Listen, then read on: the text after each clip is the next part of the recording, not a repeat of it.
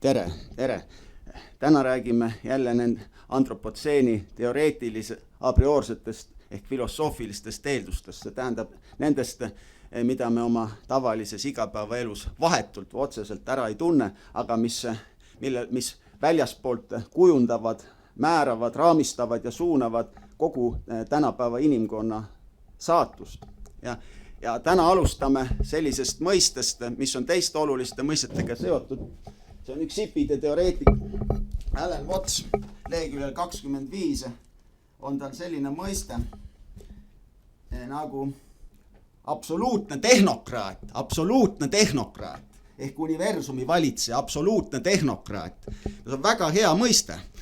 Absoluutne tehnokraat on kõigi nende teiste tähtsate mõistetega nagu matemaatiline absoluut, mitte inimlik algsuhe, kõik see anonüümne, instrumentaalne, ebaisikuline, mitte midagi ütlev, eneseküllaselt abstrakt, iseseisev, mitte väljenduslik, kõik see abstraktne, matemaatiline, loogiline, kõik see kehastub selles absoluutse tehnokraadi mõistes, absoluutne tehnokraat. Ja vaatame, mis ta loodusega absoluutne tehnokraat siis püüab oma elukeskkonda, loomulikku elukeskkonda vägivaldselt orjastada. Leheküljel 9 väidab Alan Watts sissejuhatuses, hipide teoreetik.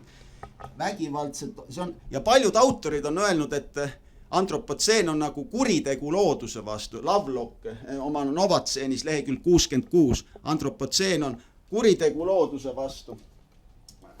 Lehekülg 66, James Lovelock.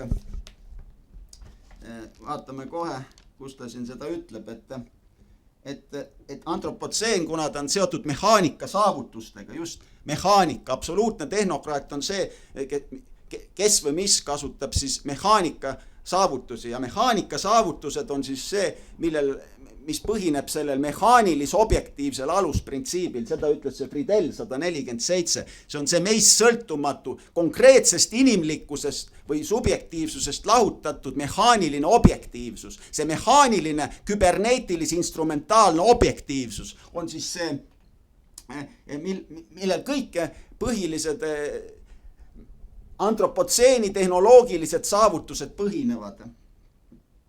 Ja Lovelock ütleb samal lehekülg 66, et me oleme viimase 300 aasta jooksul põhjustanud maa eluskeskkonnas tohutuid muutusi. Nii võib öelda küll. Ja nii võib öelda küll, et see on kuritegu looduse vastu. Ka nii võib öelda.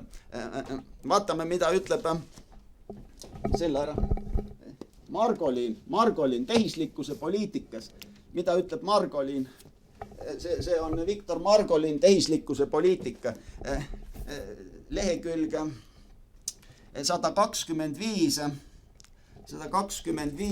Ta ütleb, et inimene on oma eesmärkide, utilitaarinstrumentaalsete eesmärkide saavutamiseks leiutanud tehislikku maailma. Vot see inimene ongi see absoluutne tehnokraat. See, kes asub seal antropotseeni ehk modernsuse või uusaja teoreetilises keskmese. See ongi see absoluutne tehnokraat, kes on leiutanud see tehislikku maailma siis oma utilitaarinstrumentaalsete vajaduste rahuldamiseks. Ja siin ta ütleb mõnes teises kohas, seesama autor Margolin, et see on siis disain looduse hinnaga, kus kõik püütakse majandust, kogu elukeskkond või kogu looduslik keskkond püütakse nagu ainelise ressursina majanduslikult kasumlikuks muuta.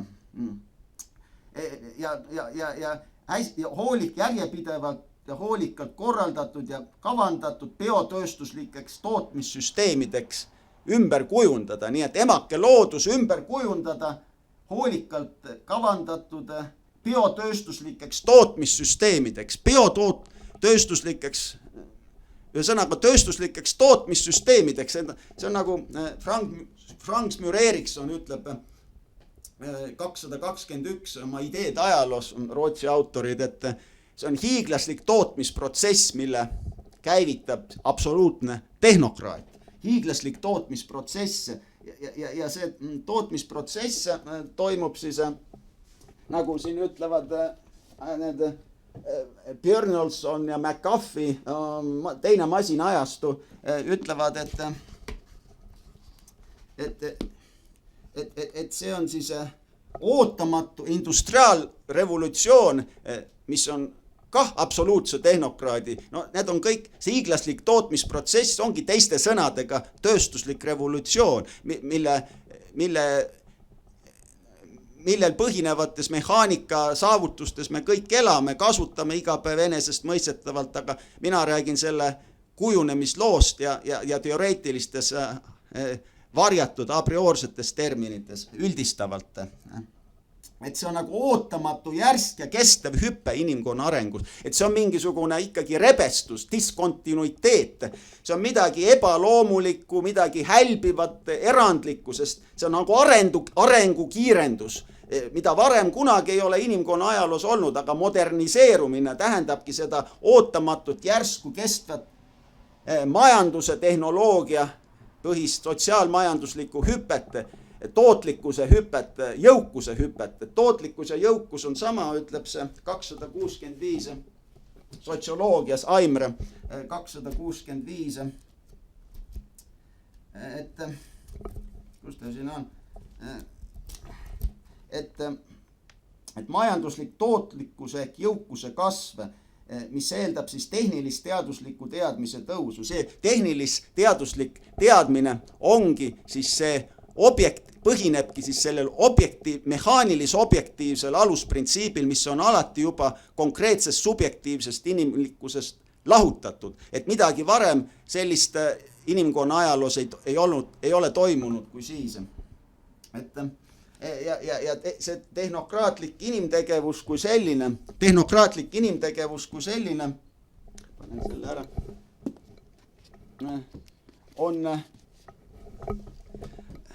kohe vaatame, siin on, toon raamatuse, akadeemias siin, see Max Weber 1770 akadeemias väidab, et see ongi, tähendab, võibki öelda, et tehnokraatlik instrumentaalne inimtegevus kui selline on praktilis-ratsionaalne eluviis. Ja see tähendab siis seda, et loodust püütakse, et nagu see loodusest saab tööstusobjekte. Seda ütlevad Aarelaid Jansen oma rahva kultuurilugu minevikus ja tänapäeval lehekülge 86, et jah, loodusest saab industriaalobjekt ja see tähendab looduse suurkujundamist. Absoluutne tehnokraat ongi looduse suurkujundaja, ta on looduse valitseja. Looduse kõikvõimas ja igakülgne ümberkujundamine on siis selle instrumentaaltehnoloogilise protsessi keskmes on looduse kõikvõimas ja igakülgne ümberkujundamine, lehekülg 86. Et loodus ei ole enam midagi iseseisvat, vaid ta on selle antropotseeni kõikvõimsa tehnokraatliku inimtegevuse või sellel on ka teine nimetus, kui semiootilis-küberneetiliselt läheneda. Siit Lotmani kogumikus võiks selle tehnokraatlik instrumentaalse inimtegevuse kohta 318 Timo Maran ökosemiotikas ütleb,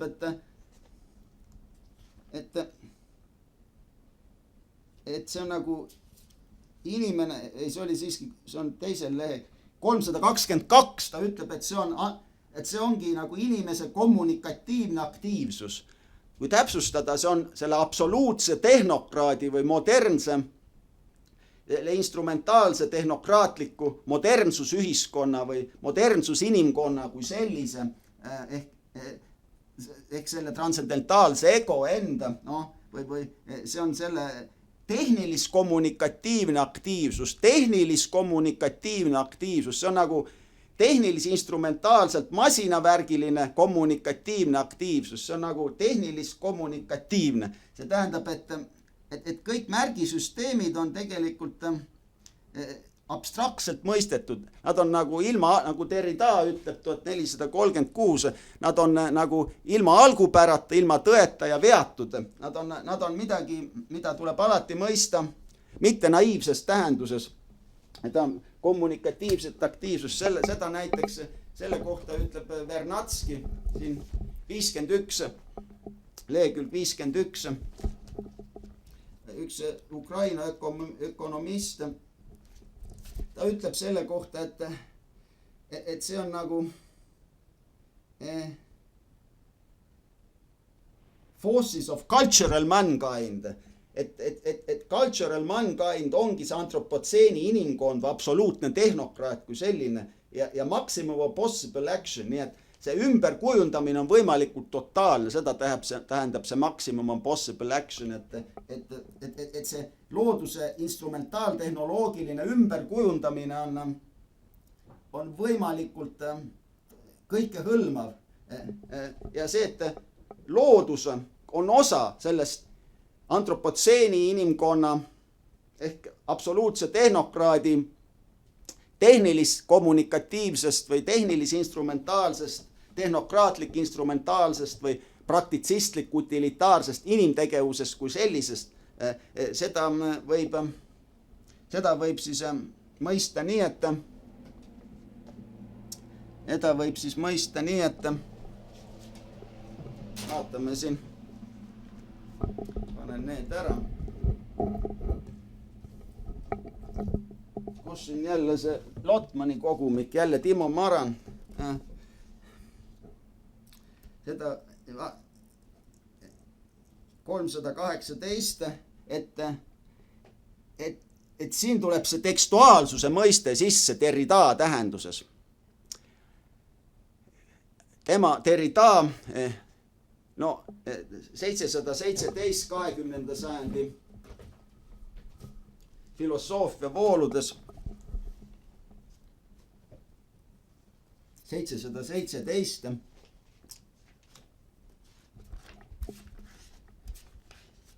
et ei ole midagi tekstivälist, ei ole midagi, seda ei tule kuidagi naiivselt kirjandusteaduslikult mõista, et mingi kirjandusliku teksti, ei, kirjandus ei tule siin üldse arvest, see on ju subjektiivne humanitaarvaldkond. Meie räägime mehaanilis-objektiivsetest, meist täielikult sõltumatutest matemaatilise absoluudi või selle suure ükskõiksuse põhistest ebaisikulistest, anonüümsetest, tehnilis-instrumentaalsetest valdkondadest. Need on need, mis määravad meie kõigi saatust, mitte midagi kirjanduslikku. Ütleme nii, et see on tekst küberneetilis-semiootilises tähenduses. Ütleme, et see kommunikatiivne aktiivsus, absoluutse tehnokraadi tehnilis-kommunikatiivne aktiivsus on kõikehõlmav a priorne tekst või a priorne tekstuaalsus nagu kõik semiootilis-küberneetilises tähenduses. Roland Barthes 686 täpsustab seda. See on, et ka loodus on juba saanud sotsiaalseks. Vaat sotsiaalseks ei tule siin kuidagi naiivselt mõista, vaid sotsiaalseks tuleb siin mõista, et sotsiaalne on siin nagu see olemine iseendas süsteemi süstemaatilisuse või struktuursuse, transcendentse objektiivsustasand, kui midagi anonüümset, ebaisikulist, mitte midagi ütlevat, ühesõnaga, kui midagi abstraktset, strukturaalset ja üldist, kõike hõlmavat.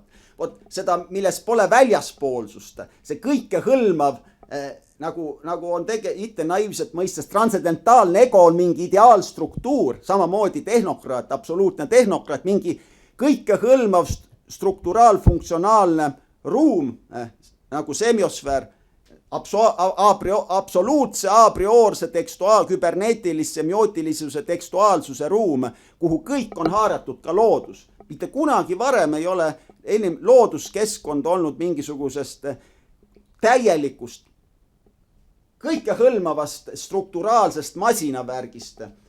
Kõikehõlmav strukturaalne ühiskondlik masinavärk pole midagi ühiskondlik. See on nagu ühiskond väljaspool konkreetseid ühiskonnas tegutsevaid praktilisi indiviide, praktilis-reaalseid indiviide. See on midagi neile eelnevat. See on mingi raamistik, nagu ütleb 166 Aimre sotsioloogia ajaloos. Ette antud inimesest sõltumatu raamistik, ette antud inimesest sõltumatu, 193, seesama Aimre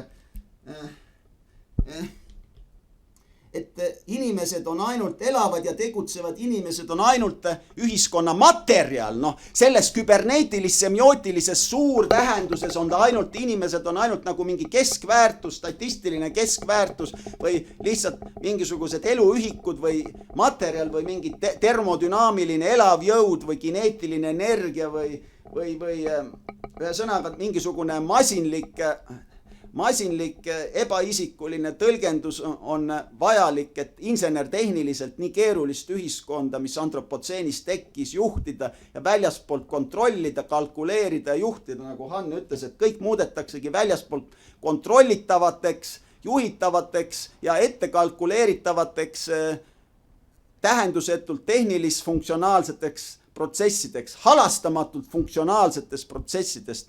See tähendab seda, et kõik on võimalik kuidagi matematiseerida, kogu loodus on võimalik matematiseerida või desubjektiveerida, ehk nagu puumeister siin ütleb oma Sirbi artiklis,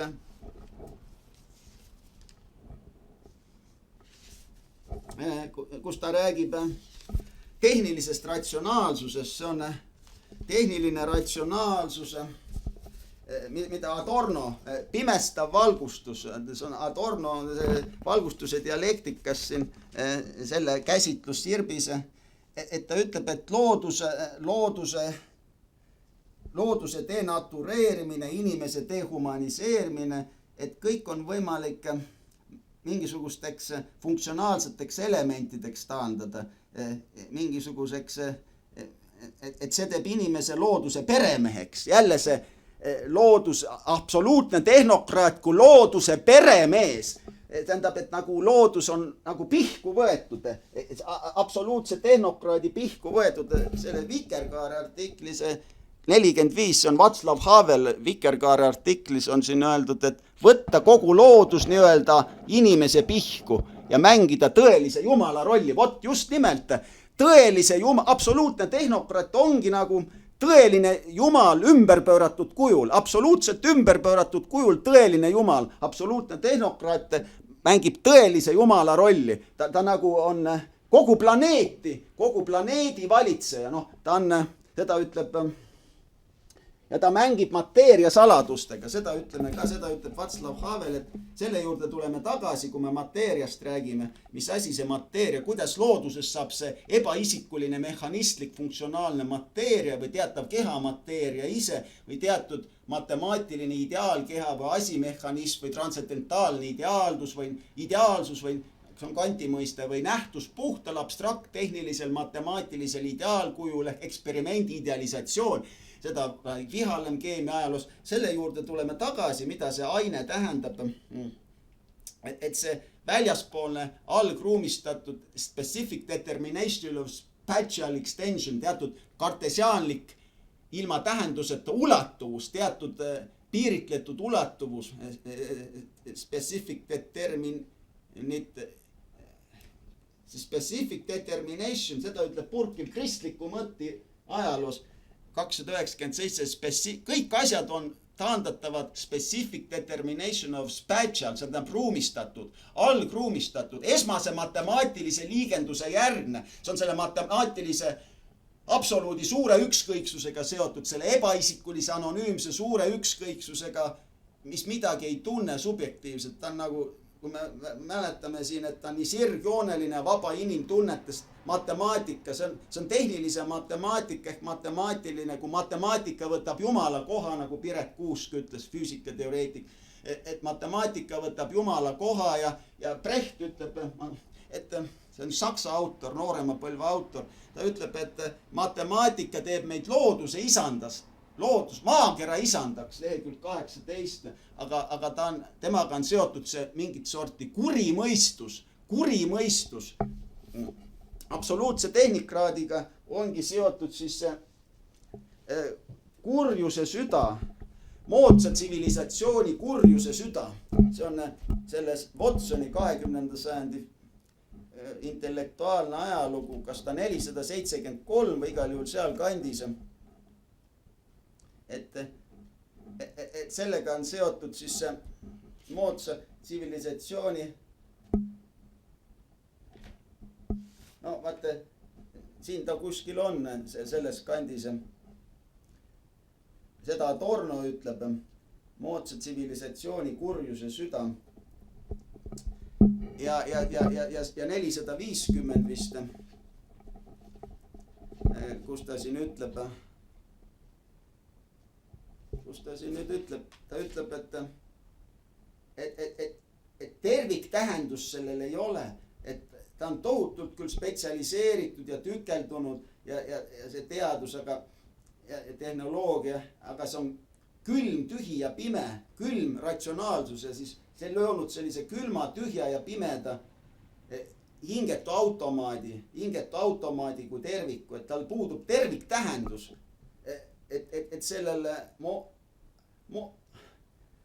eksperiment, see mis olles ei ole, vastand ontoloogilisel, vastand metafüüsilisel, eksperimentaal surrogat positiivsusel ehk sellel instrumentaalmasinavärgilisel teisel loodusel ehk sellel hingetul välismaailma mehhanismil puudub terviktähendus. See tähendab seda, et see tähendabki, et ta olles ei ole, ta on empiirilis-faktiliselt olemas, aga ontoloogilis-metafüüsiliselt sügavamal tasandil teda ei ole, et ta on nagu mingit sorti tehisideaal olematus. See välismaailma mehhanism, mis siis tekkis tänu absoluutsele tehnokraadile, on teatud liiki tehisideaal olematus. Ja sellepärast Derrida vist ütlebki oma viimases, oma kuulsas essees seal 1437, et me oleme liikumas siis tänu masinevolutsioonile ja nendele abstraktsetele, tehnilis-küberneetilistele märgisüsteemidele oleme liikumas siis mitte liigi poole, mitte liike. See tähendab, et nagu ütleb see Fromm 470-471 siin samas, et tõelise Jumala surm, tähendab, kui absoluutne tehnokraat võtab tõelise Jumala koha, siis tõeline Jumal, see eeldab seda, et tõelist Jumalat enam ei ole meie jaoks tervikuna, ühiskonna jaoks tervikuna, mis subjektiivselt on, ei lähe arvesse, sest see ei muuda inimkonna saatust mitte kübetki. Subjektiivsed tunded või subjektiivne vahetu, kõik, mis on meile privaatselt, subjektiivselt antud, on inimkonna tuleviku seisukohalt paraku ebaoluline kahjuks. Ja siis võimegi öelda, et see objektiivne, mehaanilis-objektiivne alusprintsiip, mis sellel matemaatilise absoluudi suurel ebaisikulise anonüümsel instrumentaaltehnokraatlikul ükskõiksusel põhineb ja sellega seotud see ükskõikne välismaailma mehhanism, ükskõikne astrofüüsikaline universum, see on see puhtalt mateeria jõud. Nende mateeria massihulga kvantiteedi pimedate jõudude juurde, irratsionaalsete, juhuslike pimedate jõudude juurde tuleme tagasi, sest sellest peab põhjalikumalt rääkima. Aga need on kõik selle absoluutse tehnokraadiga ühel või teisel viisil seotud, vähem või rohkem, ja tavaliselt rohkem. Absoluutne tehnokraat püüab kõike väljaspoolt edukamalt hallata, tõhusamalt tööle panna. Loodus on nagu, alati on siin öeldud, et loodus on nagu mingi hingetu kuidas see ütleski, paneme selle kokku, selle artikli, muidu ta jääb ette siin, paneme tagasi, et kus see nüüd palju asju, 274, Merleau-Ponty ütleb, et selline loodus on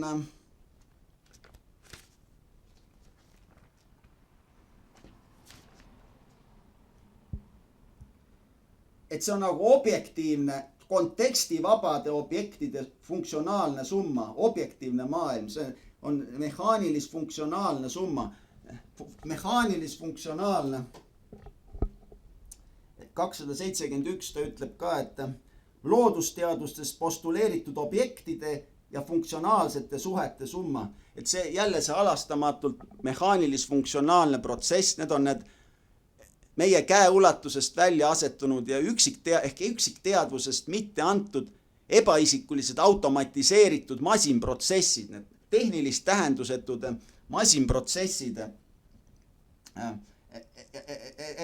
Et kogu looduses saab selline instrumentaaltehnoloogiline, ebaisikuline meie teadvuses vahetult, alati juba vahetult mitte antud automaatmasinlik protsess ehk loodus väljaspool inimest või ilma looduseta. See on nagu mingisugune, ongi nagu loodus taandatud mingisuguseks nagu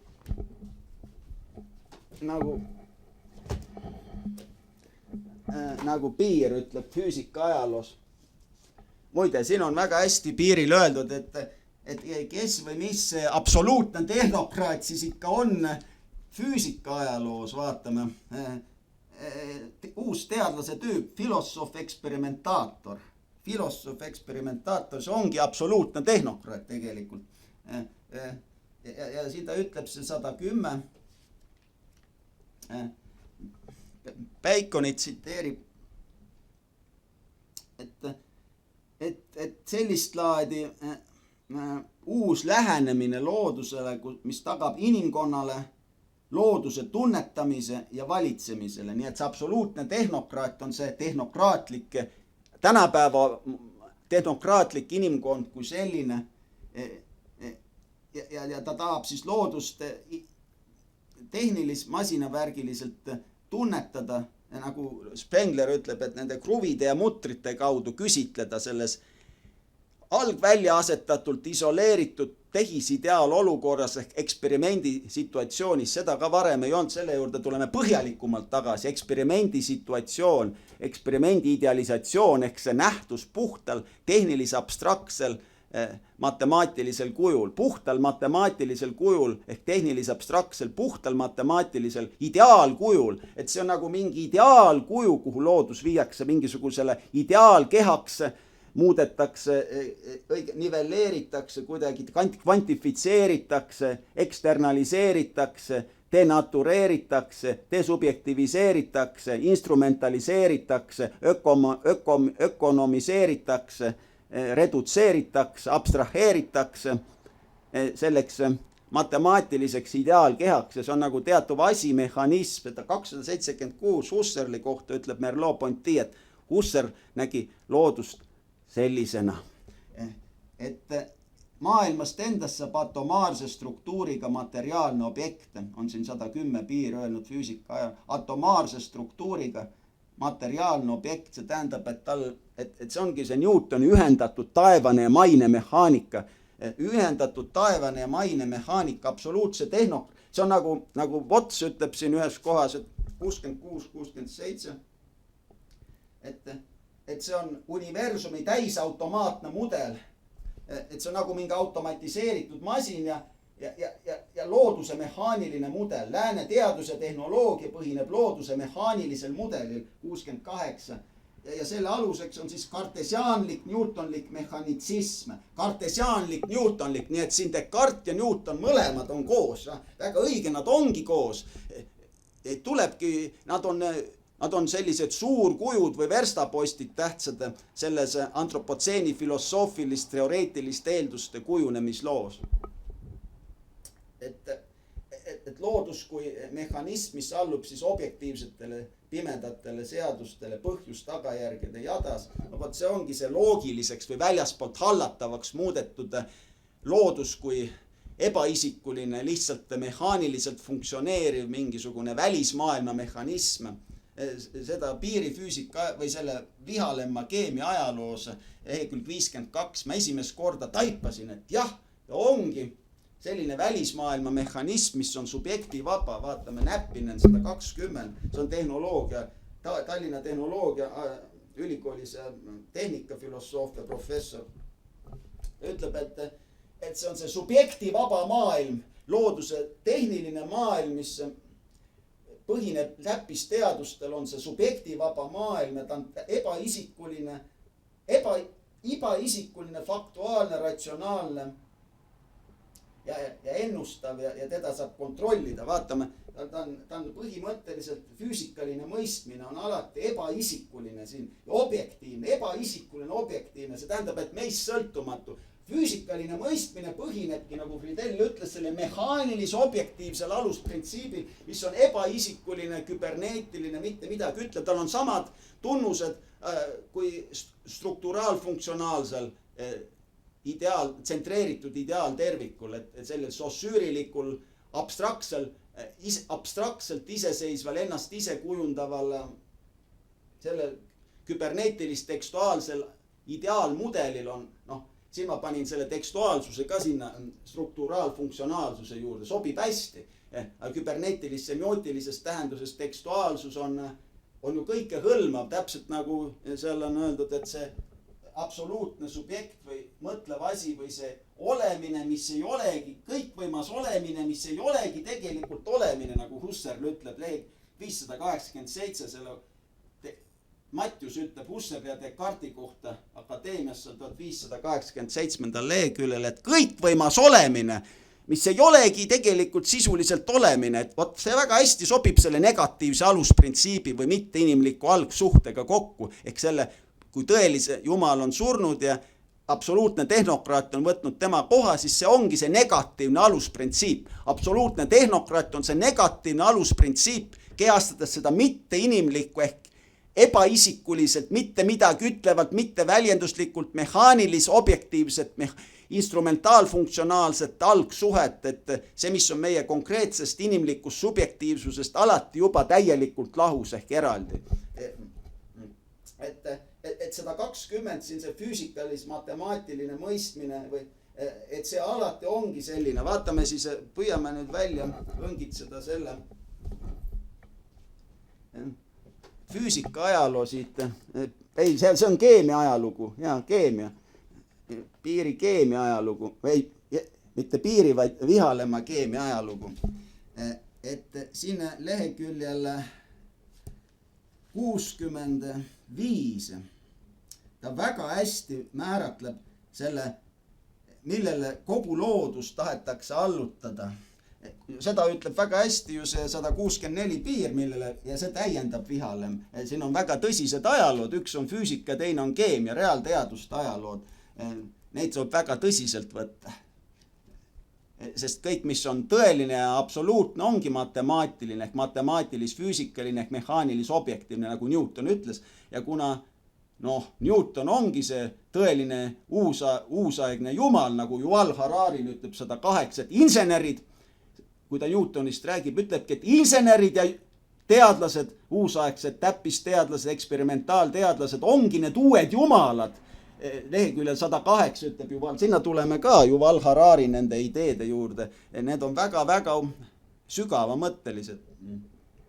164, et piiriajaloos, et siin ta räägib Newtoni nende seaduste kokkuvõttest ja ütleb, et kõik liikumine on siis, kõik on mehaanilisele jõule kuidagi taandatav ja mehaanika kujuneb kogu füüsikalise maailmapildi aluseks muidugi ja siin on 164, aga siin varem ta ütleb,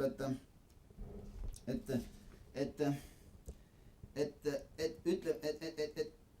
kus ta siin ongi, et ta ütleb, et mehaanika seaduste rakendusala hõlmab kogu seda universumit. Aga see on nüüd see uus universum, see astrofüüsikaline universum, see on see,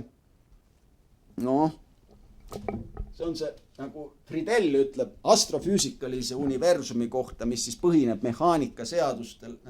Ta ütleb siin Spinozast rääkides, leheküljel 61, et see on nagu selline esimest korda samal ajal muide, kui tuleb see absoluutne tehnokraat ehk mõtlev asi 17. sajandi keskel, kartesiaanlik, nagu semiootika ajaloos siin on öeldud see 52, et samal ajal, kui tekib see kartesiaanlik antropotsentrism, see kõikvõimas olemine, mis ei olegi sisuliselt olemine, ongi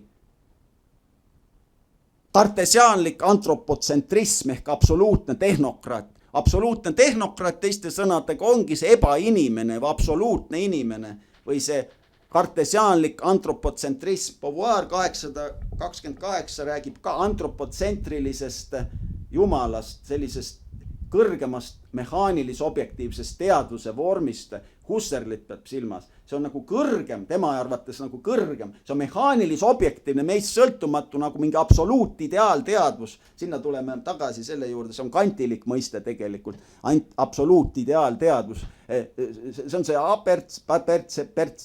pertseptsioonide raamistik, kogu see apertseptiivne raamistik, ühesõnaga, see on kogu see, kõik, mis võib ilmuda sellele absoluutsele tehnokraadile ehk sellele filosoof-eksperimentatorile ehk sellele kantiaanlikule täppisteadlasele, kes elab oma teaduse täiuslikus riigis ja mis on absoluutselt a priorne, seal on meist sõltumatu, empiirilised nähtused on see transcendentaalne ideaalsus, kõik, mis on uuritav, on see matemaatilis-ideaalne täppisobjekt või transcendentaalne ideaalsus, kõik, mis on väljaspoolt empiirilis-positiivselt uuritav, iga teadusnähtus on see transcendentaalne ideaalsus ehk see ja absoluutideaalteadvus on siis see, mis tunnetab seda, ta suudab seda tunnetada, mitte miski muu ei suudaks tunnetada, aga see peab olema midagi nii erandlikku, sellist lausa hälbivat, väga hälbivat, inimkonna ajaloo tervikpildis hälbivat, erandlikku, absoluutideaalteadvus on nagu suure tehnokraadi enda teadvus, see on see masinideaalteadvus, see, mis kõik, mis ilmub, kõik see transcendentaalne ideaalsus ongi taandatav mingiteks ebaisikulisteks sisuühikuteks, samamoodi modernne ühiskond taandab meid kõiki mingiks strateegiliseks materjaliks või siis statistilisteks objektideks, samamoodi on kõik, millega konkreetne elukogemus, mis on värviküllane ja subjektiivne, kõik see õnnestub Husserli taolisel sellel tehnokraatlikul, bürokraatlikul tehisideaalteadvusel, absoluutideaalteadvusel, nendega tehakse, nad suunatakse, allutatakse väga rangele abstraktsele redutseerimisprotsessile või nivelleerimistendentsile, et tehnokraatlikule nivelleerimis- ja ühtsustamistendentsile see külm, objektiivne, tehnokraatlik tehisideaalmõistus või a priorne loogilis-matemaatiline instrumentaalmõistus saab sellega hakkama, et ta kõik, mis me elame subjektiivselt läbi, kõigest teeb mingid ühikud, mingid nivelleeritud loogilised ühikud. Ühesõnaga, see on see esmane matemaatiline liigendus saab sinna rakendatud, see mehaanilis-objektiivne alusprintsiip ehk esmane matemaatiline liigendus, Melissoo 176, esmane matemaatiline liigendus saab kõigele, mida me subjektiivselt läbi kogeme, rakendatud ja sellepärast tekibki see konkreetsest inimlikkusest või subjektiivsusest täielikult lahutatud esikupäratu objektiivsus, nagu Václav Havel ütleb 45-48 selles Vikerkaare artiklis. Nii et see astrofüüsikaline ükskõikne universum, mis siis mehaanikaseadustele allub, et see on nagu õhutühi ruum, mida iseloomustab talumatu külmus. See on nagu hiiglaslik vaheruum, kus pole mingit elu, pole mingit soojust, mingit õhku, mingit häält. Seal ei ole mitte midagi peale kauge võõra päikese range valguse. Kauge võõra päikese range valgus. See on see kopernikliku väga põhjapaneva ektsentreerumise tagajärg ehk see põhjuslik loodus ilma inimeseta. See ebaisikuline põhjuslik loodus, matematiseeritud ehk desubjektiveeritud loodus ilma inimeseta, nagu Melissoo ütleb, et kopernikliku ekstsentreenumisega alati kaasneb see ja et nüüd tuleb see absoluutne subjekt, nagu Derrida ütleb, see absoluutne subjekt, kes on see insener, see iseenda aluseks olev, otsime välja, ikka tuleb, see on see Derrida kuulus artikkel, seda teevad kõik, kes sellega, need märk, struktuurmäng 424, et ta on iseenda absoluutne lähtekoht, on see insener ja teadlane kui uus jumal on iseenda, see on see absoluutne tehnokraat, ongi see insener ja teadlane, see on nagu Yuval Hararil seal, et see langeb täitsa kokku. Otsime selle ka ikka välja, seda on hea näidata, 108. Kus ta siin on nüüd? Et siin on öeldud 108, Yuval Harari, et see antropotseeni modernsus inimkond asendab jumalaid, et nad püüavad seda tehnoloogilist paradiisi siia maa peale luua, mis on nüüd teostunud, see massitarbimisühiskonna ainelis-hüveline heaolu, ainelis-hüveline heaolu, ainelis-materiaalne heaolu ja ongi, et insenerid ja teadlased on uued jumalad. Siin ongi, et nad on nagu, nüüd ongi see absoluutne inimene siin, see absoluutne tehnokraat. Ta on 107 on siin öeldud, et ta on nagu, kus ta siin, jah, Yuval Harari 107, et nüüd ta võtab tõelise jumala koha, nagu Václav Havel ütleb, ja kasutab neid füüsika, keemia, bioloogia, pimedaid ja tummasid seadusi ja teeb, mis pähe tuleb nendega, kujundab looduse ümber ühe sõnaga, kui ta õppis need mehaanikaseadused.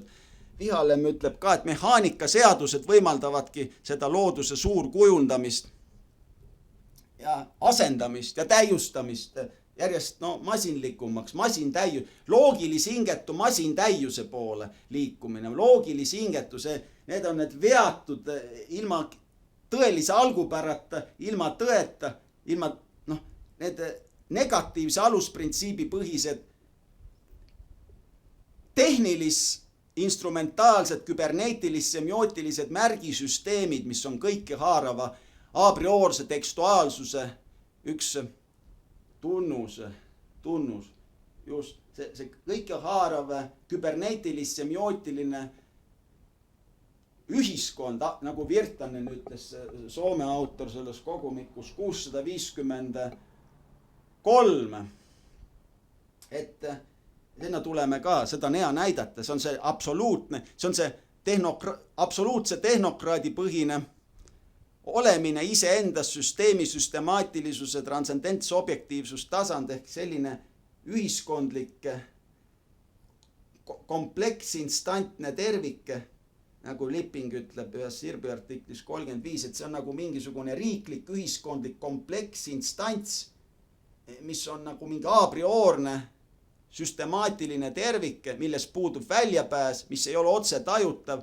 millel on kõik funktsionaalse sossüüriliku ideaalstruktuuri ja heegelliku selle absoluutse vaakummõtte, kui seda mitte naiivselt ja panteistlikult tõlgendada Heegelit, sest see on selline kõikehõlmav algvälja asetatud vaakummõte, on see objektiivne vaim tegelikult, küberneetilis-semiootilises võtmes nagu Derrida, et oskab Heegelit hästi tõlgendada Derrida, nagu Heegel päriselt tegelikult on, et tal on väga palju sarnasus, sinna tuleme heegelikul absoluutsel mõttel, on kõikehõlmaval absoluutsel tehisideaalmõttel, võiks nii öelda, sest on siis väga palju sarnasust, sest Heegel räägib loogikast.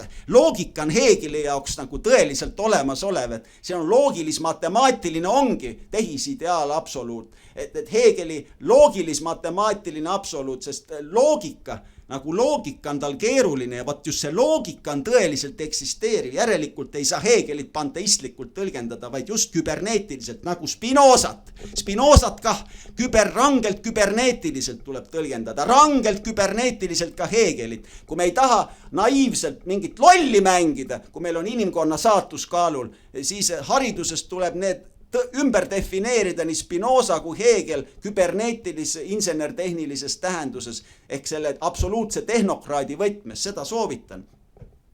Ühesõnaga, et see absoluutne tekst, mis hõlmab, millest pole midagi väljaspool, ehk see olemine, kõikvõimas olemine, mis sisuliselt ei ole olemine, see ongi nagu Yuval Harari siin ütleb, et kui see tänapäeva antropotseeni modernsus inimkond seab ennast kõige keskele, kõik keerleb ümber tema, ta võtab endale tõelise jumala koha, kui ta seab ennast kõige keskele. Ja, et siin on hästi öeldud neid asju, paneme selle tagasi, muidu on liiga palju siin, aga vaatame siis, et siin Derridaal on siis absoluutse tehnokraadi kohta öeldud, et see on absoluutne subjekt 1424-1426. absoluutne subjekt, absoluutne kese nagu mingi allikas, kese põhialus. Ja ta on iseenda absoluutne lähtekoht. Siin ta ütleb muidugi kolmes kohas Derrida, et see kese tegelikult ei ole kese. See on tegelikult mitte kese keskme puudumine. 436, et see on nagu mitte kese keskme kaotus, tõelise algupära kaotus. See, millest Husserl räägib, et võtame nüüd selle kuulsa Mattiuse artikli lõpuks kätte jälle. See Mattiuse artikkel siin, võrdleme neid. Husserl räägib, et siin on tegemist siis kõigile muudele eelnev apodiktiline algevidents, absoluutne tehnokraat ehk mõtlev asi ehk kartesiaanlik transcendents ülevalolu ehk see Husserlik puhas a priorne subjektiivsus. A priorne tähendab seda, et ta ei saa subjektiivne olla. Ta on nagu paradoks. Subjektivaba subjektiivsus, absoluutselt objektiivne subjektiivsus, puhas a priorne subjektiivsus ehk see esmane ainulisus, see on nagu see esmane alustusväär on siin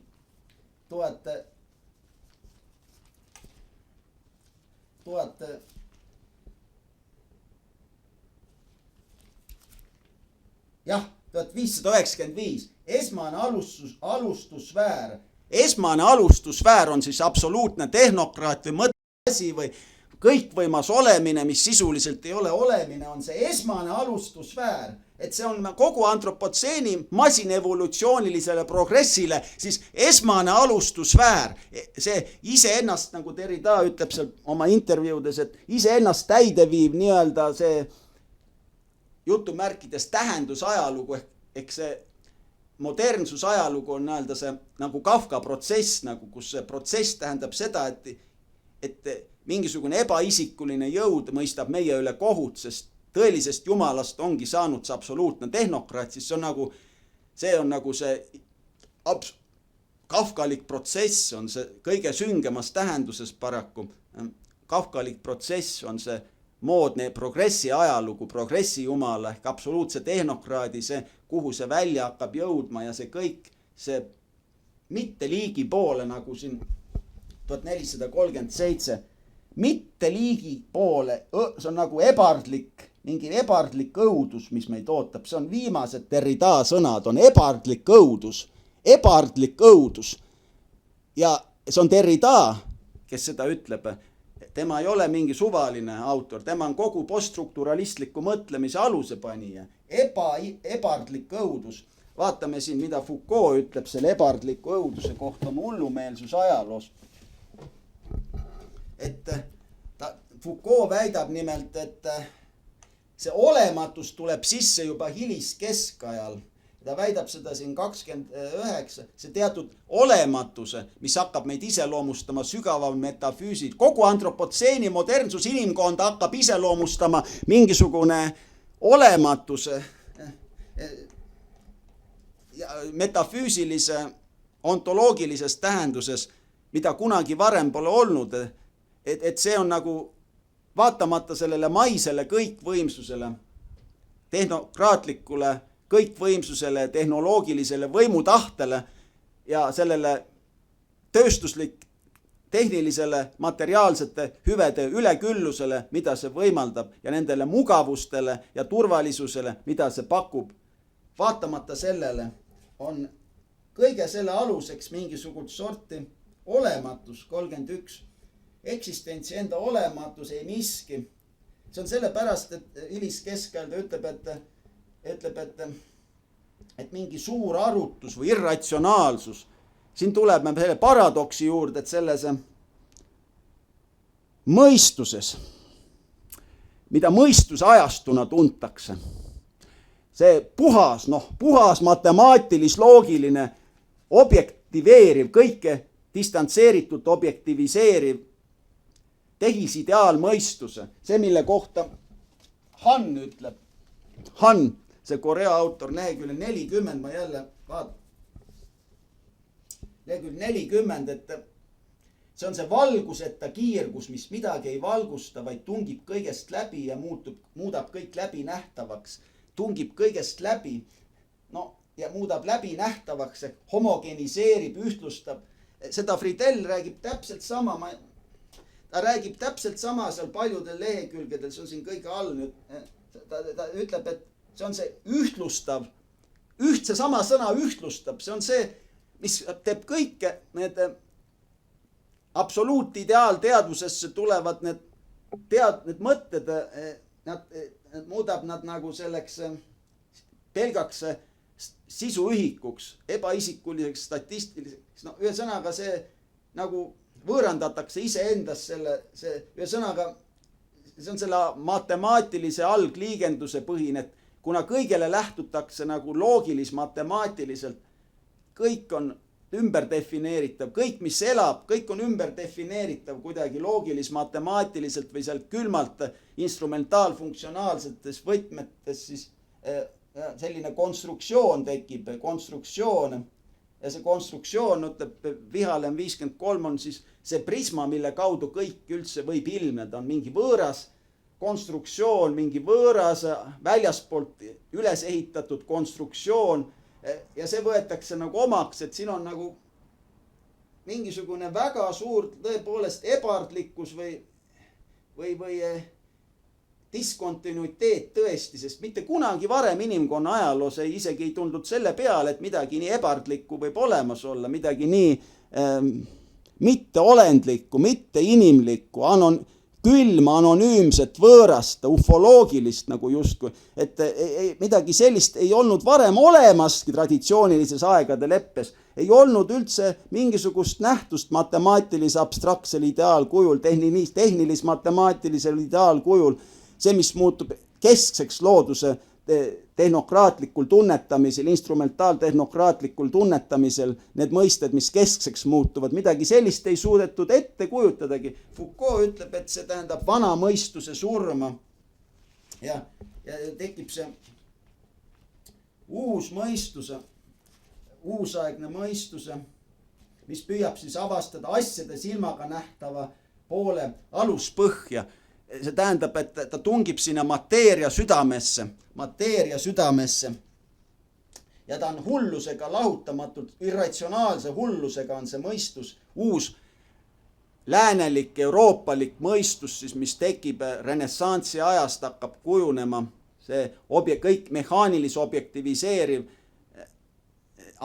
mõistus, isikupäratu külm mõistus, see, mille järgi kogu ajastut defineeritakse kui age of reason, ühesõnaga kogu seda varamodernset ajastut, age of reason, siis see sama mõistus, mäletate, mis ta ütles, see valguseta, pimestav, ülevalgustav kiirgus, mis midagi ei valgusta, vaid tungib kõigest läbi ja muudab kõik nivelleeritult läbinähtavaks või hingetuks, mingid hingetud objektid jäävad järgi, kõik, mida see valguseta kiirgus puudutab, vähegi süstemaatiliselt või riivab, kõigest jääb järgi mingi ebaisikuline hingetu entiteet, mingi loogilis-matemaatiline, mingisugune asimehhanism või matemaatiline ideaalkeha saab mingi matemaatiline objekt või ruumipunkt või punktmass või keskväärtus või mingisugune statistiline ebaisikuline materjal, no mingi termodünaamiline materjal või elektrotehniline materjal või inimlik materjal või inimkapital või ühesõnaga, et siin algab mingisugune öö, ütleb Foucault 40, mis vana mõistus endasse neelab ja see traagiline hullus, mis on nendel piltidel Bossi ja maalidel ja Düreril seal apokalüpsises ja et sellel on mingi etteennustav jõud ja tulebki siis see Descartes tuleb oma võimsa absoluutse tehnokraadi selle,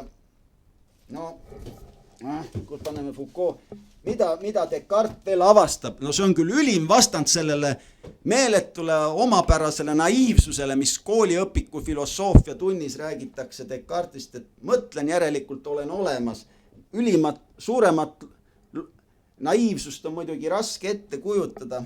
Tegelikult Descartes avastas ju omal ajal selle 93, 91 Friedel, selle koordinaatelje see on see sama küberneetilis, semiootiline a priorne tekstuaalsus, mille ta avastas. See, mis on puhas mõtlemine, mis suudab nagu asjad, see on nagu loogika algebra. See on nii keeruline, et seda raske siin seletadagi. See on loogika algebra või loogika arvutus. See on järelduste rangelt kontrollitud ja korrastatud reas. Et selline järelduste rangelt kontrollitud ja korrastatud rida või asjade leidmise kunst seaduse kuju järgi ilma seda asja nägemata. Mingi võrrand asjadest, nende kõigist konkreetsetest reaalsetest asjadest on enne olemas mingi nende asjade seadus või võrrand. See ongi see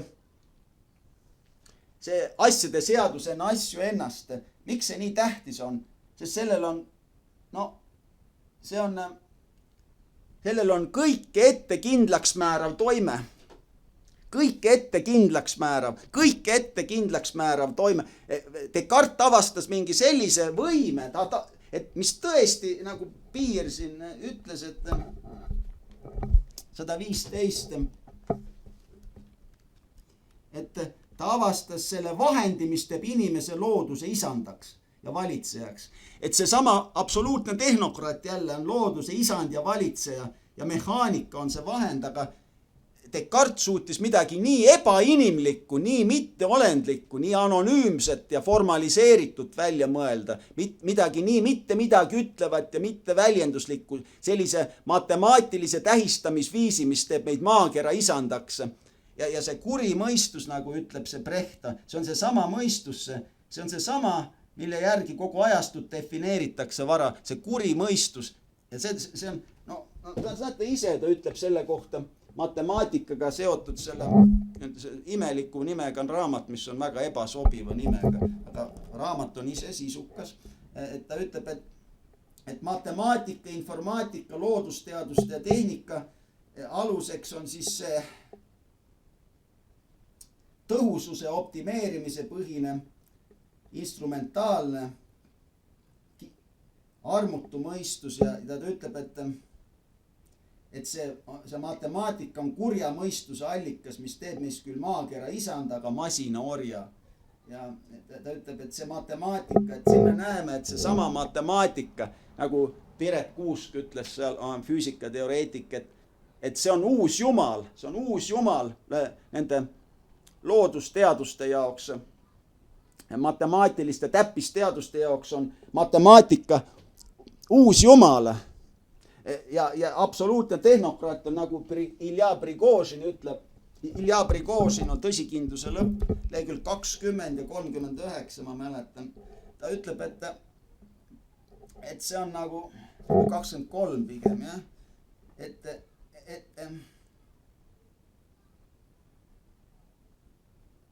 Ta ütleb, et 39, siit ei näinud. Ta ütleb, et saavutada peaaegu jumalik vaatepunkt looduse üle, looduse isand või saada looduse isandaks või loodus pihku võtta või looduse, nagu Vihalem ütleb, loodust ninapidi vedada. Sest see kõik matemaatika, keeruline matemaatika võimaldabki see teise looduse luua või selle instrumentaalmasinavärgilise teise looduse ehk seda emakest loodust ninapidi vedada. On üks kuulus maal, Athanasius Kircheri maal, gravüür õigemini, kus on aheldatud emake loodus ja siis parukaga tegelane ahvi kujul, seal parukaga ahv siis veab seda loodust ahelates ringi, et see ongi nagu see absoluutne jumalik vaatepunkt looduse üle, et see absoluutne tehnokraat parukaga ahv. No ja lehekülg 20 ka. Looduse allutamine deterministlikele seadustele tähendas, et saavutada ajatu jumalik vaatepunkt looduse üle, Prigožin 20, Ilja Prigožin, ajatu jumalik vaatepunkt, no see on see absoluutse tehnokraadi vaatepunkt, see strukturaalfunktsionaalne, see, mis meist ei sõltu, see, mis on meist suhtelist struktuurireeglitele, nagu Saussure ütleb 649 20. sajandi filosoofia voolud, et meist konkreetsest üksikisikust suhteliselt sõltumatud struktuurireeglid. Ühesõnaga, see ongi need deterministlikud seadused sellega võrdväärne, et Newtoni see looduse puht automaatne mudel, et mehaaniline mudel loodusest, see ongi see ajatu jumalik vaatepunkt, ajalooülene, need igavesed loodusseadused. Ja 39 ütleb, et jah, sama asja kordab Ilja Prigožin, et saavutada peaaegu jumalik vaatepunkt looduse üle. See ongi see absoluutse tehnokraadi, nagu Descartes nagu looduse isand, see ongi absoluutne tehnokraat, see asjade seadusena asju ennast, mis kõik ette kindlaks määrab. See ei ole midagi kerget, ei tasu võtta. Seal saigi, nagu ütleb see samune Puumeister oma kuulsas artiklis, Ott Puumeister akadeemia artiklis, ta ütleb, et meie kõigi lõpp on siis just ära toimunud teoreetiliselt. See ontoloogilis-metafüüsiline, see, nagu ütleb see imelik autor Karen King, gnostitsismi postmodernistlikult mõistetes iidset gnostitsismi postmodernistlikus võtmes mõistes, mis on jabur, aga tema ütleb, et kohe alguses motona Karen King, tema ütleb, et see on see clock finger at note, make-believe unit, clock finger at note, see on see esmane alustusväär, see on see alustusväär, sealt saab see alguse, see tänapäeva antropotseen juba enne, kui see tegelikult praktiliselt selle hüppena agraarühiskonnast linnastunud tööstusühiskonda tegelikult aset leiab hiljem pärast tööstusrevolutsiooni tegelikku mehaaniliste leiutiste põhist ja mehaanilise energia igakülgset rakendamist aset leiab, siis seal on nende eeldused selles punktis, sealt saab see alguse, see on see võtmepunkt, see rebestusjoon, verejoon, see lahknemiskoht, see veelahe, see diskontinuiteedi punkt, kust ühele poole jääb nagu, sealt saab see arengukiirendus alguse, see modernistlik arengukiirendus, mida kunagi varem, see areng ja muutumine, nagu Gurevitš ütleb, et uusaeg iseloomustab see areng ja muutumine, pidev areng ja pidev muutumine. See evolutsiooniline algoritm saab sellest hetkest, evolutsiooni algoritm on kohutavas ilus 272, evolutsiooniline algoritm saab sellest clock finger at note, et kui sõrme hoida selles alguspunktis, see on see alguspunkt. Ja make-believe unit tähendab seda, et see on midagi võltsi, ilma tõelise algupärata. Et see on nagu ilma algupärata, ilma tõelise algupärata, nagu Derrida ütleb 705, 712, 13, see on 20. sajandi filosoofia vooludes, et selle ei ole tõelist algupära. Seda ütleb ta ka ilma keskmeta siin, ilma keskmeta keskpunkt. See on see Foucault mehaaniline keskpunkt või külm südamik või see kurjuse süda. Kogu moodsa tsivilisatsiooni kurjuse süda saab sellest hetkest alguse, sest see on see kõik ettemäärav asjade seadusena asju ennast ehk see Foucault ütleb teadmisobjekt enne teadmist ennast, hullumeelsus ajaloos 130, teadmisobjekt enne teadmist ennast. See on see transcendentaalne ego. See on see transcendentaalne ego, vaatame nüüd peab küll selle võtma, Melissoo, see on ta kõige paremini seda, 209, 210, et see on absoluutsena ja a priorsena juba eelnevalt paigas, homogeenne ja a priorne, ja sõnaga eelnevalt juba absoluutsena paigas, homogeenne ja a priorne. Homogeenne ja a priorne ja temast saab alguse see ruumistatud loodus ehk loodus ilma inimeseta ehk see esmane matemaatiline liigendus tähendabki ruumistatud loodus ehk spatialitee de la natur, Räumlichkeit der Natur, Raumlichkeit. See algruumistatus ehk esmane matemaatiline liigendus on alati juba absoluutse tehnokraadiga seotud, alati juba see matemaatika, kui see suur ükskõiksus või see matemaatika, mis on meist täiesti sõltumatu, inimtunnetest vaba, sirgjooneline. No meie tänapäevane robootika ja automaatika, kõrgtehnoloogiline maailm on selle suure ükskõiksuse kõige parem tõestus, et see tõesti seal alguses istub antropotseeni teoreetilises alguses. See clock finger at note, see esmane alustusväär, kõikvõimas olemine, mis ei olegi tegelikult olemine. No paremini ei saagi öelda, et 1599 on Matjus öelnud ka, et ta võtab et see kõikvõimas olemine, mis õieti ei olegi olemine või see mõtlev asi või esmane alustusväär või see tõeline toetuspind või see toetuspind, tunnetuspind, see absoluutideaalteadus on tõeline tunnetuspind loodusteadlasele, insenerile, kellest saab uus tehnokraatlik jumal ja küberneetika jumal. Ühesõnaga nagu see Matrixi arhitekt oma juhtimispuldi ääres. Üks Bentley Hart, see teoloog on öelnud, et see kartesiaanlik mõtlev asi ongi nagu mingi tsentraalne juhtimispult, puhti juhtimispult, nagu me kujutame ette, et see on nagu, ongi nagu mingi arvestusaparaat, ebaisikuline mõtlev masin ehk mõtlev asi on nagu mõtlev masin. Aga mõtlev masin ongi nagu tänapäevane elektrooniline programmeeritav kompuuter. Et see matemaatiline absoluut ja tänapäeva elektroonilised kompuutersüsteemid, nende vahel on minu arust küll otsene põhjuslik seos. See jõudis lõpuks, see masinevolutsioon teise maailmasõja paiku jõudis lihtsalt sellesse arengupunkti. Ja nüüd ta areneb edasi, ta areneb sinna mitteliigi poole, mis püüab meist mitteliigi teha. See on see ebardlik õudus, mis meid ootab, see metaphysical horror või see metafüüsiline õudus, mis meid ootab ees. Neid tulevasi põlvkondi järjest enam, kui 21. sajand areneb. Miks see nii on? Sellest räägime põhjalikumalt, et mida see metafüüsiline õudus ja miks, et ebardlikkus ja see kõrvale kalduvus traditsioonilisest emakesest loodusest, vaegade leppest, mis aastatuhandeid siin seesama ütleb, et Franz Müller-Erikson 224, ta ütleb, et aastatuhandeid püsis see agraarühiskond, see traditsiooniline agraarühiskond ja siis järsku tuleb see rebestus sellest, tuleb see hüpe, nagu Fukuyama ütleb siin see samast akadeemias kui Max Weberi, see Fukuyama ütleb, see on hüpe siis agraarühiskonnast linnastunud industriaalühiskondade hüpe, et see on nagu mingi pidev kestev hüpe, nagu ütleb ka see Björnjolfsson, McAfee ütlevad ka, et pidev kestev hüpe on see industriaalrevolutsioon või sõnaga, et see üleminek traditsiooniliselt maakogukonnalt,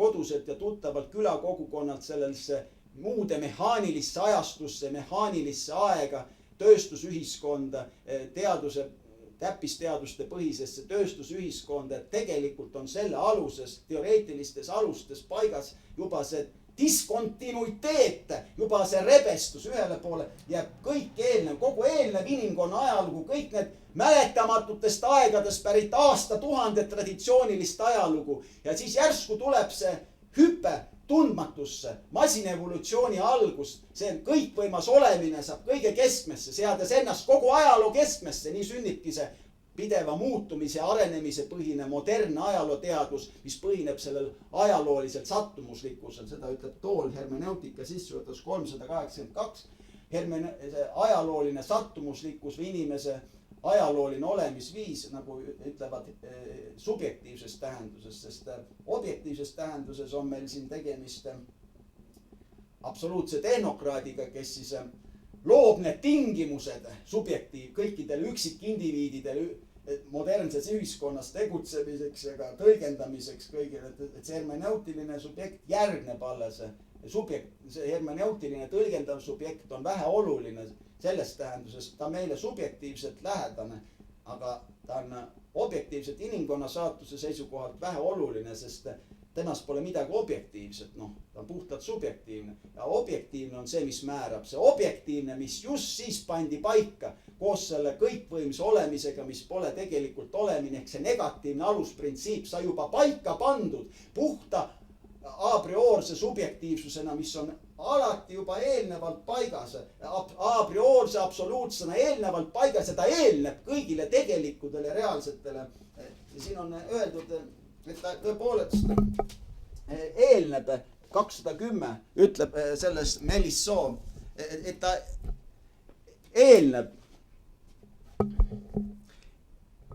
210, ütleb jah, et eelneb kõigile tegelik eksisteerivatele, tegelikult nagu reaalselt, konkreetselt olemasolevatele. Ühesõnaga, see tähendab seda, et kui ta on absoluutsena eelnevalt paigas ja kõike homogeniseeriv ja ütleme nii, et siis ta ongi see kõikvõimas olemine, mis tegelikult sisuliselt ei olegi olemine. Kõikvõimas olemine, mis sisuliselt ei olegi olemine.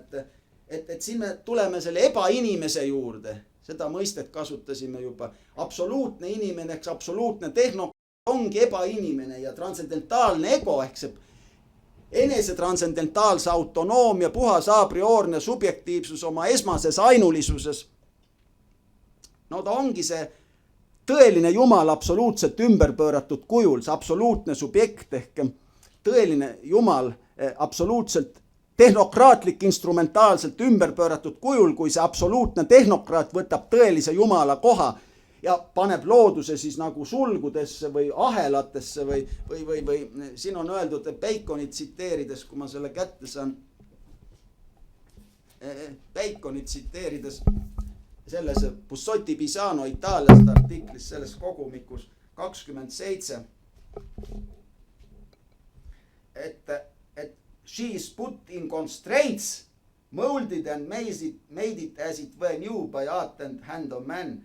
Man ongi see absoluutne art and hand of man ongi see absoluutne tehnokraat. See on Francis Bacon on üks eksperimentaalse täppisteaduse esimesi ideolooge, tehnikapõhise ja kõige selle, et kuidas inimene valitseb loodust, et õpib eksperimentide abil induktiivselt tundma ja siis ta sukeldub sinna mateeria sügavusse, kus on need toimemehhanismid peidus. Need toimemehhanismid, ebaisikulis-funktsionaalsed toimemehhanismid. See ongi see, mida looduses nüüd otsitakse. Piir 164 füüsikaajaloos. Need on need varjatud mehhanismid, toimemehhanismid ja nähtuste sisemine varjatud mehhanism, midagi ebaisikulist. Ja see on nende nähtuste seletava teoreetilise mehaanilise mudeliga alati lahutamatult seotud. Et toimemehhanism, no vaatame veel, kus need toimemehhanismist on juttu, sest see on nii tähtis, sest see näitab, mida loodusest otsiti. Et kui see Vihalem ütleb, et loodusesse tungiti siis sisse tehnoloog 141 keemia ajaloos. Loodusesse tungiti tehnoloogia abil väga sügavale sisse 141, et teostada looduse objektiivseid, looduse mehaanilisi objektiivseid võimalikkusi. Tehnika lähebki sellepärast järjest keerulisemaks ja see on see inimese ehk see absoluutse tehnokraadi instrumentaaleesmärgipärane tegevus on see tehnokraatlik inimtegevus kui selline, kes või mis siis tungib sisse loodusesse võimalikult sügavale, liiga sügavale on siin see loodusesse tehnoloogia abil ja loodusseaduste tundmise nende alusel loodud tehnoloogia abil loodusesse liiga sügavale sisse tungimine. See on nii hästi öeldud, nii hästi. Ja see on siis nii, et sellepärast just eelkõige võimalik, et siin on nagu, tundub, et loodus matemaatilis-funktsionaalsetele jõududele taandatav. Et ta defineerib mehaanilisi jõude Newtoni, kirjeldades Newtoni õpetus siin 65, et see on matemaatilis-funktsionaalse seosega väljendata. Matemaatilis-funktsionaalne seos, et see on alati matemaatilis-funktsionaalne seos, nagu Han ütleb, kus see Han siin on, Han ütleb, et matemaatilise, no näed, Han on ära kadunud, ta on nii väike raamat, kus ta siin on. Ta ütleb, et matemaatilis-funktsionaalne seos lehekülg 31-33 on alati ühemõtteliselt alati juba sama hulka kuuluv. Seal ei uuene mitte midagi. Kõik matemaatilis-funktsionaalsed seosed jäävad alati juba sama hulka kuuluvaks. See on nagu samasuse ahelreaktsioon. Kõik, mis sellesse algruumistatusele või esmase matemaatilise liigenduse järgsesse algvälja asetatusse kuulub, kogu see teaduse, objektiivse teaduse täiuslik riik, tegelikult on objektiivsed faktid ilma tähenduseta. Nad on tõesed objektiivsed faktid ainult sel määral, kui nad käivad nende toimemehhanismide kohta. See on ebaisikuline teadmine, mis meid ei puuduta, sellepärast on need ilma tähenduseta meie jaoks. Kõik need andmepõhise positiivse andmepõhise teaduse faktid kuuludes alati juba sama hulka, sest nad on alati juba matemaatilis-funktsionaalsete jõudude peegeldus ja alati on need juba eksperimentaalselt kontrollitavad ja korratavad seosed põhjuse ja tagajärje vahel, eksperimentaalselt kontrollitavad. See tähendab, et nagu ütleb reproduction without end, ütleb Näppinen leheküljel 117. Reproductions without end.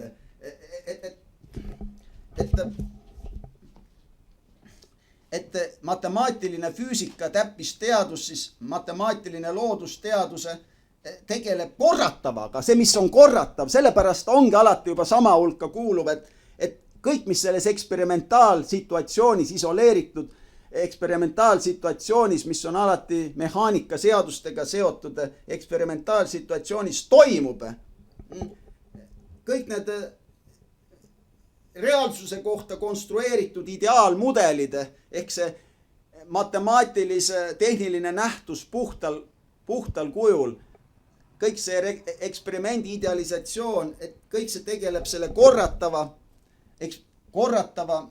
seosega. Ja 85 ütleb Piir või see Vihalem, et need on rangelt seaduspärased, täpsed, paratamatult, üheselt määratletud, korduvalt formaliseeritud seosed. Formaliseeritud tähendab, et siin on jälle selle matemaatilise absoluudiga. Kõik, mis on formaliseeritud, on objektiivne, kvantifitseeritud, ebaisikuline, alati juba ebaisikuline. No selle ei olegi tähendus, sest kõik see mateeria seaduste maailm, mis mateeria seadustele allub, on ebaisikuline. Sellepärast tal ei saagi tähendust olla, see on ebaisikuline reaalsuse käsitlus, ebaisikuline. See mehhanistlik, materialistlik reaalsuse käsitlus, nagu Bentley Hart ütleb, on alati juba ebaisikuline, anonüümne, et mingisugune anonüümne, objektiivne, funktsioneeriv mehhanism on ka selle elussüsteemi, bioloogilise elussüsteemi käsitluse aluseks. Seda ütleb Kabat-Zinn, üks autor, 11.13 oma, et see tähendabki geneetiline kood ongi see ebaisikuline funktsioneeriv mehhanism, mis on kõigi bioloogiliste elussüsteemide ehk bioloogilise informatsiooni mateeria aluseks ja see võimaldab väljaspoolt ümber ehitada seda bioloogilist informatsiooni ehk seda dehumaniseeritud biokeemilist algoritmi, milleks meid on lahti võetav abstraktselt ja reduktsionistlikult selleks algoritmiks, biokeemiliseks, nii tõlgendatav. Biokeemilise algoritmina tõlgendatav on meie ülesehituses, meie andmepõhises elektrokeemilises või geneetilises ja aju elektrokeemilises ja keha geneetilises biotehnoloogilises ülesehituses, mis on küll väga kompleks organiseeritud, aga tal on põhimõtteliselt, teda saab alati jäljendada, pole midagi, mida ei suudaks see moodne täppisteadus järele teha, tööstuslik tehniliselt jäljendada. Ta püüab inimteadvust nüüd jäljendada, aju ja närvisüsteemi ta juba oskabki päris hästi jäljendada, aga teadvust, kuna subjektiivne inimteadvus ei ole aju ja närvisüsteemiga identne, siis seda on palju raskem jäljendada või kui mitte võimatu. Aga põhimõtteliselt ma tahan öelda, et see väljaspoolt modelleerimise, jäljendamise, tööstuslik tehnilise jäljendamise, järele tegemise võime ongi tänu sellele, et siin on need ebaisikulis funktsionaalne printsiip on selle aluseks, need korratavad, üheselt määratletud, paratamatud, korduvad formaliseeritud seosed, et neid saab väljaspoolt ümber kujundada sellistes mehaanilis-objektiivset maailma, mis on kvantifitseeritud ehk allutatud matemaatilis-loogilisele sõnakuulelikkusele ehk esmasele matemaatilisele liigendusele ja mida see kõikvõimas tehnokraat, absoluutne tehnokraat ehk olemine, mis õieti ei olegi mingi olemine, et ta nagu mitte olemine, tehisideaal olematus, see, mis olles ei ole vastand ontoloogiline, vastand metafüüsiline, traditsioonilisest aegade leppest väljas. Seesama absoluutne tehnokraat siis suudabki kõike väljaspoolt abstraktkonstrukt üles ehitada instrumentaaltehniliselt või objektivistlik masinavärgiliselt abstrakt konstrukt üles ehitada. Et siis on nagu, siin on Paul Davies ütleb, et siin on nagu mingi loogiline arhitektuur, 72, 67, et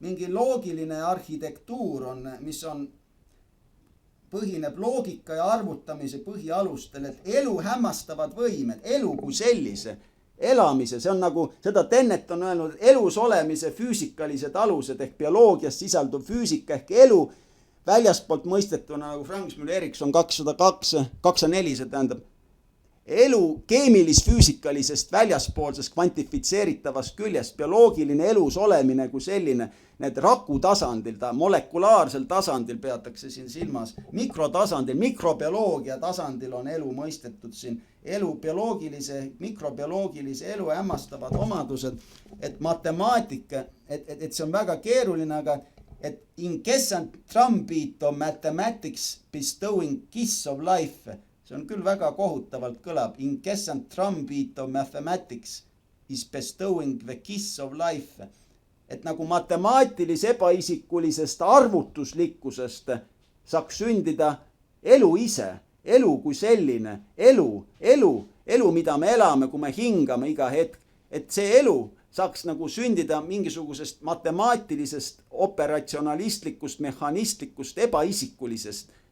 See on täiesti hämmastav, et selline idee on üldse olemas, aga see järjest enam teostub praegu, kuna nagu ütleb Satya Nadella, see on see Microsofti CEO Nadella, palju aega? 5 minutit. 5 minutit, teeme nii. Satya Nadella ütleb, et meie tulevik, kus ta siin ütleb, raske on seda lehekülge, ahah, leidsin, meie lehekülg 13 Satya Nadella, ta ütleb, et need intelligentsed tehnoloogiad, mis on tulekul, need muudavad meie elu ja nad on nagu võetud as if ripped from the pages of science fiction, et meie tulevik saabki olema järjest ulmelisem, et siin on sellised mõisted, see on nagu midagi, sellepärast on see nii, et see absoluutne tehnokraat oma vastand kosmilist laadi ebaloomulikkuses või selles hälbivas, no selles erandlikult hälbivas, selles kui nagu kogu inimkonna tervikajaloo konteksti silmas pidades, siis see erandlik ja hälbiv matemaatilis-mehaaniline mõtlemisviis ja see a priorne suur tehnokraat, absoluutne tehnokraat, mis kõik need seadis ennast kogu modernse ajaloo keskmele, võttis nagu looduse enda pihku, et seda ümber kujundada väljaspoolt, võttis ajaloo, et iseenda evolutsiooni kujundada, iseenda saatuse kujundaja, sinna tuleme pärast absoluutne tehnokraadi juurde, kuidas ta võtab mateeria jõud, rakendab enda teenistusse, absoluutne tehnokraat, mateeria jõud rakendab oma teenistusse, ütleb see Guénon, ütleb 29, see on see kriitik Guénon, traditsionalist nagu minagi. Ta ütleb, et tõelise jumala surm tähendab, et pöörati selg taevale, absoluutne tehnokraat tähendaski, et nagu kollektiivselt see Euroopas tehakse maailma ajalugu, see mis Kolumbuse suursündmus 1492, Koperniku suursündmus 1543, Descartesiaanlik suursündmus 1640-ndatel, 17. sajandi keskel, kõik see oli Newtonlik maailmapilt, mis kujunes 17. sajandi teises poolest, kõik see on selja pööramine taevale, et vallutada maa. Selja pööramine taevale, et vallutada maa. See on väga hästi öeldud ja lehekülg 31, et mateeriat oma teenistusse rakendada, muutudes selle orjadeks, et nad mateeria jõud, need on need pimedad, irratsionaalsed mateeria jõud, mis püütakse oma teenistusse rakendada. 111 ta kordab, et teaduse ja tehnika arendamiseks valitseda mateeriat, loodus taandataksegi sellest loogiliseks, objektiivseks, mehaaniliseks mateeriaks, mida on võimalik kvantifitseerida, alati juba alludes matemaatilis-loogilisele sõnakuulelikkusele ja esmase matemaatilisele liigendusele ehk algruumistatusele, siis teda valitseda ja panna ta enda teenistusse. Seda ütleb ka Rowan. Kus ta on siin? Rowan, et panna 57. See on, Rowan on varamodernsuse ajalugu. 57.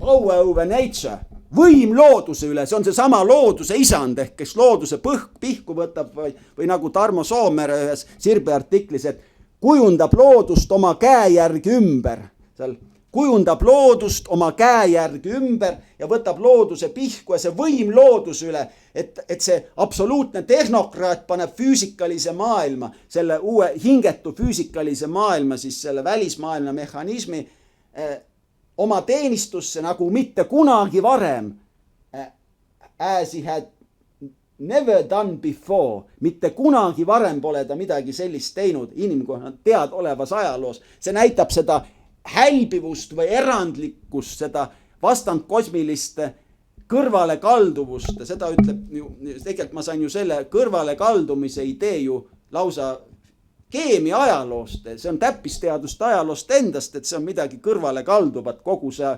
masinaajastu, tehnoloogiline modernne masinaajastu on inimkonna tervikajaloo kontekstis diskontinuiteet või rebestus, äratõuge, lahtitõuge kõigest eelnevast, kodusest ja tuttavast. Kõik see, mis oli traditsiooniline, see aegade leppes, see earthbound, earthborn, sellele vastandub siis see out of earthly bounds. Koperniku suur sündmus tähendabki seda out of earthly bounds. Luft von anderen planeten, no see ongi see võõraste planeetide õhk nagu Schönbergi ooperis, et see on see kodusest ja tuttavast, et kui selja taha jäävad ookean, atmosfäär ja mandrid ja kodused nurmed ja seal teisele poole elu ja saatust ja surma. Mäletad, mida Derrida ütles, et mingi ebardlik õudus ootab meid teisel pool elu, saatust ja surma.